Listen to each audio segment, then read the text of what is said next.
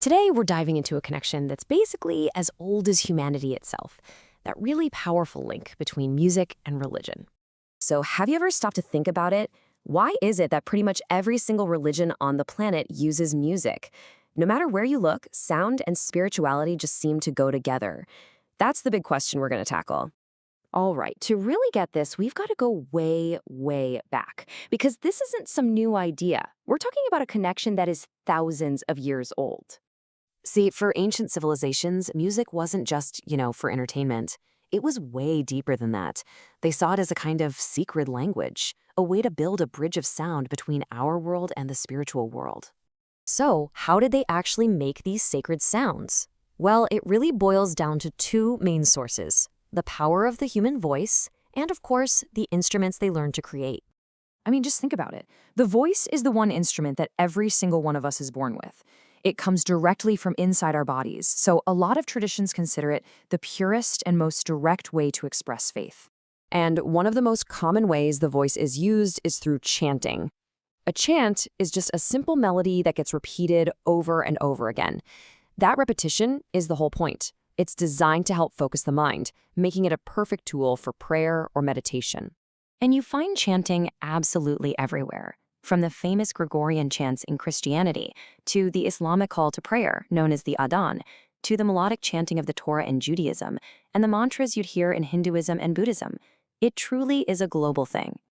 But hey, it's not just about the voice. Instruments bring a whole new level to the experience. They can add incredible layers of emotion, complexity, and just sheer power to worship. And it's pretty amazing to see how religious music has evolved. On one hand, you have the classic pipe organ, this massive, powerful instrument that fills an entire cathedral and just screams history. On the other hand, you have modern worship bands with electric guitars and drums, making a sound that's a lot more like a rock concert. Two totally different sounds, right? But at the end of the day, they're both aiming to do the same thing. Okay, so music is great for that personal connection, but that's only half the story. It's also an incredibly powerful tool for bringing people together and building a community. A perfect example of this is the hymn. A hymn is basically a song written for one main purpose, so a large group of people can sing it together. That's why the melodies are usually pretty simple. The goal is to make it easy for literally everyone to join in. And there's something really powerful in that. When you get a whole room of people singing the same words to the same tune, it creates this incredible feeling of connection. It reinforces that idea that, hey, we're all in this together. We share the same beliefs. Now, if you want to talk about community music, you have to talk about gospel music. It grew out of the African American church tradition, and it takes this whole idea of group participation to another level. It's known for its amazing energy, raw emotion, and a really cool technique that gets everyone involved. And that technique is call and response. It works like a musical conversation.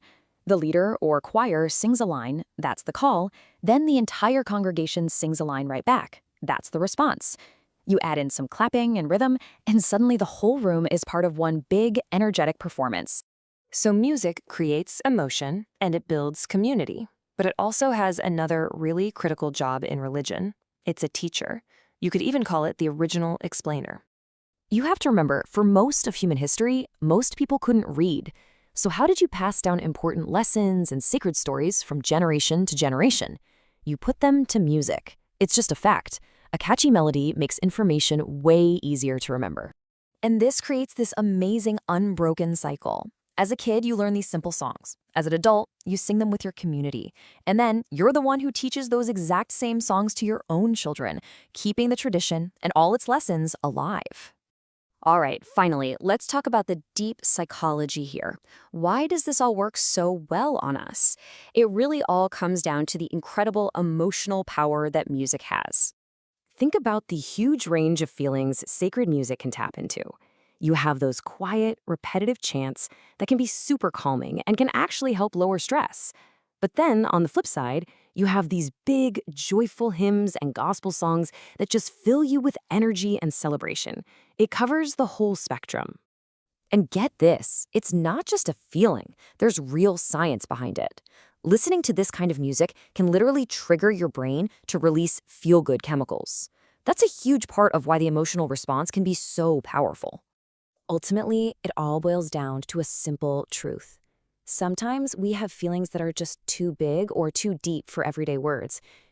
Awe, profound joy, hope. Music gives us a language for all of that when words just aren't enough. So, I'll leave you with a question to think about. What music, and it can be any music, makes you feel like you're part of something bigger than yourself?